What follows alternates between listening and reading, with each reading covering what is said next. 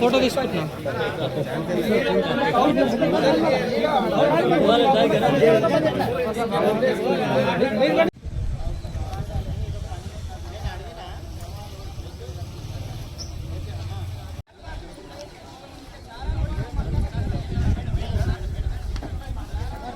రోజు కార్యక్రమానికి ఇక్కడికి వచ్చేసిన సబితమ్మ గారికి, అలాగే శుభప్రదన్న గారికి, విజయన్న గారికి, నరేంద్ర గౌడన్న గారికి, వేణుగోపాలన్న గారికి ఈరోజు కార్యక్రమం ఇక్కడ ఎందుకంటే ఇంతకుముందు లాస్ట్ మంత్ 23 తారీఖు ఇప్పటికి ఈ రోజుకి నెల అయితే ఇంచుమించు ఇప్పటివరకు అక్కడ మక్కలు కానీ జొన్నలు కానీ సెంటర్లు ఓపెన్ చేసి కొనుగోలు చేయాలని చెప్పేసి కలెక్టర్ గారికి మేము లెటర్ ఇచ్చాము. ఇప్పటి నుంచి అగ్రికల్చర్ డిపార్ట్మెంట్ వాళ్ళకి కానీ ఎలాంటి ఇన్ఫర్మేషన్ లేదంట. మీకు అంటే సెంటర్లు ఓపెన్ చేస్తామని చెప్పేసి ఖచ్చితంగా ఎక్కడైతే పంట ఎక్కువ పండించారో అక్కడ సెంటర్లు ఓపెన్ చేసి పంట కొనుగోలు చేయాలి. మీరు బోనస్లు ఏం అవసరం లేదు. ఏదైతే మీరు మద్దతు ధర ప్రకటించారో ఆ మద్దతు ధరతో కొంటే చాలు. మాకు బయట మార్కెట్కి ఇక్కడ మార్కెట్కు చాలా రేట్ వ్యత్యాసం ఉంది. రైతులు బాగా నష్టపోతారు. కాబట్టి ఖచ్చితంగా ఇక్కడ సెంటర్లు ఓపెన్ చేయాలి. ఎక్కడైతే మక్కలు ఎక్కువ ఉన్నాయో తరిగంలో నాసన్పల్లి ఇక్కడ సెంటరు, అలాగే దారుల్లో జొన్నల సెంటర్ కూడా అక్కడ ఓపెన్ చేయాలి.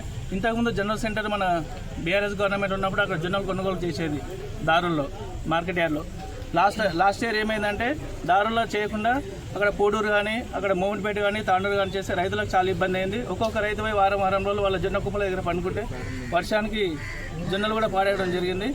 దయచేసి ఇప్పటికైనా ప్రభుత్వం బుద్ధి తెచ్చుకొని ఈ రైతులు పండించిన పంటను కొనుగోలు చేస్తారని మేము ఆశిస్తున్నాము. మీరు ఇంతకుముందు మేడం గారు కలెక్టర్ గారితో మాట్లాడింది. మండే వరకు మేము ఖచ్చితంగా సెంటర్లు ఓపెన్ చేస్తామని చెప్పేసి సమిత మేడం గారికి చెప్పారు. ఇప్పటివరకు వాళ్ళు కూడా మండే వరకు సెంటర్లు కానీ ఓపెన్ చేయలేరనుకో దీన్ని తీవ్రస్థాయిలో రైతులతో మమేకమై కలెక్టర్ ముట్టడికి ఖచ్చితంగా పిలుపునిస్తామని చెప్పేసి మేము కోరుకుంటున్నాం. నాగసన్పల్లి, తరిగోపుల, దారూర్ మండలంలోని చాలా మంది రైతులు కూడా మాకు గతంలో నుంచి ఒక 2 నెలల నుంచి ఈసారి కొనుగోలు కేంద్రాలు ఏర్పాటు చేయాలని చెప్పి నా దృష్టికి, పార్టీ అధ్యక్షుడు శ్రీకాంత్ రెడ్డి గారి దృష్టికి కూడా తీసుకురావడం జరిగింది. ఈసారి పెద్ద ఎత్తున జొన్న పంట కూడా చాలా మంది వేయడం జరిగింది. వాళ్ళందరూ కూడా డిమాండ్ ఒకటే, మాకు బజార్లో పోతే చాలా తక్కువ ధర వస్తుంది కాబట్టి ప్రభుత్వం కొంటే మాకు సరైన ధర వస్తే మేము రైతులందరం కూడా నష్టపోకుండా ఆర్థికంగా ఇబ్బంది లేకుండా ఉంటామని చెప్పి మా దృష్టికి తెస్తే మేము గత నెల 23వ తేదీ పార్టీ తరఫున లెటర్ ప్యాడ్ మీద తీసుకుపోయి కలెక్టర్ గారిని కలిసి ఇవ్వడం జరిగింది. మొన్న రైతులు కూడా కొంతమంది అడిగితే మేము ప్రభుత్వ పార్టీ తరఫున కోరినాం, మీరు కూడా వెళ్ళండి అంటే రైతులు కూడా చాలా మంది వెళ్ళిర్రు. ఇప్పటికి కూడా ప్రభుత్వం స్పందన లేదు. అధికారులకు కూడా ఎలాంటి ఆలోచన లేదు. కొంతమంది ఆలోచన లేకుండా ముందుకు పోతున్న ఈ ప్రభుత్వానికి బుద్ధి చెప్పడానికి గౌరవ మాజీ మంత్రివర్యులు సబితా మేడం గారు మొన్న మీరు ఇట్లా లెటర్ ఇచ్చినట్టుండ్రు, ఆనంద్ సార్ కూడా విజిట్ చేసినట్టు అని చెప్పి స్వయంగా మేడమే అడిగి నేను కూడా వస్తా, రైతులకు నేను అండగా ఉంటా, ఏ అర్ధరాత్రి అయినా మీరు రైతులకు ఏమున్నా కూడా నాకు చెప్పండి అంటే మేడం చెప్పిన వెంబడే ఈరోజు సమయం ఇవ్వడం జరిగింది. ఇప్పుడు ఇక్కడ 2 గ్రామాలు చూసిరు, ఇంకా రైతులు ఇంకా చాలా పంట ఉంది. ఇప్పటికైనా ప్రభుత్వం ఇప్పుడు మేడం గారు కలెక్టర్ గారితో మాట్లాడారు, సోమవారం రోజు లేదా మంగళవారం రోజు ఓపెన్ చేస్తామంటారు.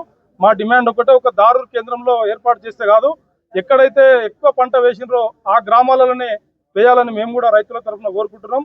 లేకపోతే మేడం గారి జిల్లా పార్టీ అధ్యక్షులు ఆనంద్ సార్ ఆధ్వర్యంలో కలెక్టర్ ఆఫీస్ ముట్టడి చేయాలని చెప్పి కూడా పిలుపునివ్వడం జరుగుతుంది. కాబట్టి ఖచ్చితంగా మీరు వెంటనే ఎక్కువ కొనుగోలు కేంద్రాలు పెట్టి రైతుల పంట పూర్తిగా కొనాలి. ఏదో కొద్దిగా పంట కొని మిగతాది ఏదో కాదు, పంట కొనాలి, వెంబడే రైతులకు పైసలు ఇవ్వాలని చెప్పి ఈ సందర్భంగా మేము తెలియజేస్తాం. నాసన్పల్లి చూసి వచ్చినాము, ఇప్పుడేమో తరిగోపులలో ఉన్నాము. మక్కలు కోస్తున్నారు ఆల్రెడీ, కొనుగోలు కేంద్రాలు పెట్టాలని చెప్పి బీఆర్ఎస్ పార్టీ తరఫున పోయి దాదాపు నెల క్రితమే కలెక్టరేట్ ఆఫీస్ లోపల రిప్రజెంట్ రోజులైంది. తర్వాత రైతులు స్వచ్ఛందంగా పోయి వాళ్ళ గోడు కూడా విన్నవించుకున్నారు కలెక్టర్ గారి దగ్గర. తర్వాత నేను కూడా అడిషనల్ కలెక్టర్ గారితో మాట్లాడిన పర్సనల్గా, నేను మాట్లాడి దాదాపు 15 రోజులు అవుతుంది నేను మాట్లాడి కూడా.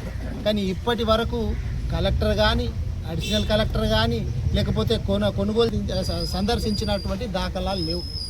అసలు ఊళ్ళోకి పోతే మామూలు బైక్ తీసుకొని పోవాలంటే స్కిడ్ అయ్యి కింద పడేటట్టున్నారు. మొత్తం రోడ్డు మొత్తం ఇప్పుడు మేము డ్రోన్ కెమెరా తోటి మొత్తం తీసినాము. ఊరు మొత్తం పంపిస్తాం, కలెక్టర్ గారికి పంపిస్తాము, అవసరమైతే రేవంత్ రెడ్డి గారికి కూడా పంపిస్తాం. ఏంటంటే రోడ్ ఎక్కడ ఖాళీ లేదు. నాసన్పల్లి విలేజ్ లో పోతే రోడ్లు మొత్తం కూడా మక్కలతోటి నిండిపోయి ఉన్నాయి. వాళ్ళు 20% పంట తీసిండ్రు, ఇంకా 80% ఎందుకు తీయలేరు అంటే పోసుకునికే రోడ్లు కూడా ఖాళీ లేవు, 20% పంటకే నిండిపోయినాయి కదా అని చెప్పి కొయ్యకుండా వీటిని అట్లాగే పెట్టింది. ఇప్పుడు వర్షం వస్తే ఇప్పుడు చెప్తున్నారు, మొన్న వర్షం వచ్చినట్లయితే 3 సార్లు వీటన్నిటి మళ్ళీ కుప్పలు కట్టినట్లు కట్టాలి, కుప్పలు కట్టినట్లు చేసి మళ్ళీ తాడుపత్రులు కప్పాలి, సంచులలో నింపి పెట్టి ఉన్నాయి, మళ్ళీ ఆరబోయాలి. వాళ్ళ తిప్పలు చూస్తే ఎంత గోస ఉన్నదంటే, మరి రైతు ప్రభుత్వము ప్రజాప్రభుత్వం అని చెప్పుకునేటటువంటి మీరు ఇక ప్రజాప్రభుత్వం అంటే మరి ప్రజలను పట్టించుకోకపోతే ఇంకెవరిని పట్టించుకుంటారు? కాంట్రాక్టర్లను పట్టించుకుంటారా? ఎవరిని పట్టించుకుంటారు మరి? కాబట్టి మీరు కొనుగోలు కేంద్రాలు వెంటనే ఏర్పాటు చేయాలి. ఇందాక సబితమ్మ గారు చెప్పినట్టు మీరు లాస్ట్ మూమెంట్లో ఒక వారం రోజులైతే అయిపోతానంగా అందరు రైతులు అడ్డికి పావు సేరు అమ్ముకున్న తర్వాత నువ్వు పెడితే ఏం లాభం వస్తుంది చెప్పు? ఏదో మమ అనిపించి మేము కూడా కేంద్రాలు ఏర్పాటు చేసినాము అని చెప్పించుకోవాలని చెప్పి పెడితే ఆ పాటికే 90% పంట అంతా కూడా అమ్ముకుంటున్నారు రైతు. అదంతా సగం ధరకు అవుతున్నది. ఇప్పుడు మక్కల దగ్గర తీసుకుంటే 2900కు రావాల్సింది ఒక్కొక్క క్వింటాల్కు వీళ్ళకి దాదాపు 1700-1800 వస్తుంది. మరి అదే జొన్నలు తీసుకుంటే దాదాపు వాళ్ళు 50% అంటే 1700-1800 లాస్ అవుతున్నారు. ఒక్కొక్క క్వింటాల్ దగ్గర 1700-1800 లాస్ అవుతున్నారు. మరి గింత ఘోరంగా మీరు చూస్తుంటే రేవంత్ రెడ్డి గారికి ఇవన్నీ ఏం కనబడు. వాళ్ళ పంట కొనుడు లేదు, యూరియా రాదు. కాకపోతే పంట కొనుడు ఎందుకు? పంట కొనకుండా ఇట్లాగే పెడితే రైతులుగా భూములు అమ్ముకుంటారు, మళ్ళీ మేమే కొనుక్కోవచ్చు, రియల్ ఎస్టేట్ చేసుకోవచ్చు అనేది రేవంత్ రెడ్డి గారి ఉద్దేశం. ఇప్పుడు మా పరిగిలినే మొన్న చూసినాం, 1200 ఎకరాలకు సంబంధించింది టెండర్ అక్కడ పెట్టిండ్రు. ఇప్పుడు మనోళ్ళు వచ్చి ఇక్కడ రాంపూర్ నుంచి చెప్తున్నారు ఇందాక జిల్లాలో వికారాబాద్ నియోజకవర్గంలో దారూర్ మండలంలో నాగసాన్పల్లి చూసాము, అట్లే తరిగొప్పులకు సంబంధించి ఇక్కడ రైతులందరితో మాట్లాడడానికి రావడం జరిగింది. రైతులు పంటలు పండించి పంటలు అమ్ముకోవడానికి ఎదురు చూస్తూ ప్రభుత్వం స్పందించిన సందర్భంలో మధ్యవర్తులకు దళారులకు అమ్మేసి రైతులు ఏ విధంగా నష్టపోతుంది అనేది మా మాజీ శాసనసభ్యులు పార్టీ అధ్యక్షులు బీఆర్ఎస్ పార్టీ అధ్యక్షులు ఆనంద్ గారు మొన్న వచ్చినప్పుడు చెప్పడం జరిగింది. రైతులు చాలా ఇబ్బంది పడుతూ ఉన్నారు, ఈ ప్రభుత్వం స్పందించట్లేదు, కనీసం వాళ్ళకి భరోసా ఇవ్వాలనే ఆలోచన కూడా ప్రభుత్వానికి లేదు అన్నప్పుడు చూద్దామని వచ్చాను. కానీ నాగసాన్పల్లి వెళ్ళినప్పుడు ఊరంతా రోడ్లపైన మక్కలు పోసుకొని 20% పంటనే తీసినామమ్మా, ఎవరు కొంటలేరు, ఎక్కడ పోవాలో అర్థమైతలేదు, ప్రభుత్వం స్పందిస్తలేదు, కేసీఆర్ గారు ఉన్నప్పుడు ఇట్లా లేకుండా అని మాట్లాడుతున్నప్పుడు నిజంగా చాలా బాధేస్తుంది. ఎందుకంటే పిల్లల్ని ఎట్లా పెంచుకుంటామో రైతు అనేటోడు ఎత్తనం వేసినప్పటి నుండి పంట వచ్చిందాక అట్లాగే పెంచుకుంటూ ఉంటాడు, కంటికి రెప్పలా కాపాడుకుంటూ ఉంటాడు, దాని మీద జీవనాధారం వాళ్ళ కుటుంబాన్ని దాని మీద బతికించుకుంటుంటారు. కాబట్టి రైతు అనేవాడు ఎంత కష్టం వచ్చినా ఆ పంటను కాపాడుకుంటూ మంచి లాభం రావాలని ప్రయత్నం చేస్తూ ఉంటారు. కానీ ప్రభుత్వం వచ్చిన తర్వాత కేసీఆర్ కన్నా ఎక్కువ చేస్తాను నేనని చెప్పి రేవంత్ రెడ్డి గారు ఆ రోజు పార్టీ అధ్యక్షుడిగా కాంగ్రెస్ పార్టీ ఆధ్వర్యంలో ఎన్నో హామీలు ఇచ్చున్నారు ఎన్నికల కన్నా ముందు. కానీ ఇప్పుడు వచ్చిన తర్వాత ఏంటంటే తిరిగి వెనక్కి చూసుకుంటే రైతులను గాలికి వదిలేసి ప్రచార ఆర్భాటాలు మాత్రం బాగా చేసుకుంటున్నారు. కేసీఆర్ గారు ఉన్నప్పుడు ఎప్పుడు ఏ మీటింగ్ పెట్టినా వికారాబాద్ జిల్లా గురించి ప్రత్యేకంగా అడిగేవాడినాను. వికారాబాద్ జిల్లాలో రైతుల పంటలు కొంటున్నామా, వాళ్ళకి రైతు బంధు వచ్చిందా, ఎరువులు మంచిగా వస్తున్నాయా లేదా, ఖచ్చితంగా ప్రతి మీటింగ్లో 1 గంట సేపు రైతుల గురించే మాట్లాడేవారు కేసీఆర్ గారు. ప్రత్యేకంగా ఒక్కొక్క జిల్లా గురించి ప్రస్తావిస్తూ నాకైతే వికారాబాద్ జిల్లాలో ఏ మీటింగ్ అయినా ఖచ్చితంగా వికారాబాద్ జిల్లా గురించి ప్రస్తావన లేకుండా కేసీఆర్ గారు మీటింగ్ కంప్లీట్ చేయకుండా అందులో ప్రధానంగా రైతుల గురించే మాట్లాడుతుంది. ఎట్లా ఎరువులు అందుతున్నాయా లేదా, కరోనా వచ్చినప్పుడైతే రైతు పొలం దగ్గరికి వెళ్ళి కూడా పంటలు ఉన్న సందర్భం చూస్తున్నాం. ఎందుకంటే నిజమైన రైతు కేసీఆర్ కాబట్టి, కేసీఆర్కు రైతు కష్టాలు తెలుసు కాబట్టి కరోనా వచ్చినప్పుడు వెళ్ళి అమ్ముకోలేరు, సంవత్సరం అంతా కష్టపడ్డ పంట అంతా వృధా అవుతుందనే ఆలోచనతో ప్రతి ఊరికి కల్లాల దగ్గరికి పోయి పంటలు కొన్న ఏకైక ప్రభుత్వం కేసీఆర్ ప్రభుత్వం. కేసీఆర్ దేశంలో ఎవరు కూడా కొనలే. అట్లాంటి నాయకుడు కేసీఆర్ గారు నిరంతరం రైతు గురించి ఆలోచించాడు. కానీ కాంగ్రెస్ పార్టీ ఎన్నికల కన్నా ముందు ఎన్నో హామీలు ఇచ్చింది. కేసీఆర్ గారు రైతు బంధు 10,000 ఇస్తున్నాడా, మేము వస్తే 15,000 ఇస్తాం.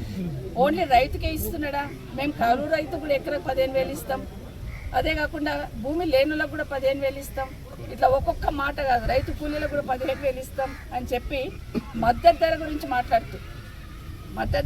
మాట్లాడుతూ అన్ని పంటలకు మద్దతు ధరతో పాటు 500 బోనస్ ఇస్తామని చెప్పినారు.